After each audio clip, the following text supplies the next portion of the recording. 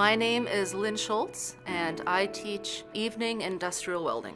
The MITT welding program is an excellent program. It's 10 months long, 60 to 70% hands-on, and the remainder is academic. A type of person that would do well in this program is someone who enjoys welding, enjoys a really physical job, able to think on their feet, doesn't mind practice, because welding does take a lot of practice to learn, and who is really curious about getting out there and learning all the different aspects of a business that involves so many different things to make. This program does not have a practicum. At the end of the industrial welding program, we have time for our students to do a small project. Students are also able to get their welding tickets. CWB, Canadian Welding Bureau, has welding tickets that a welder can weld for.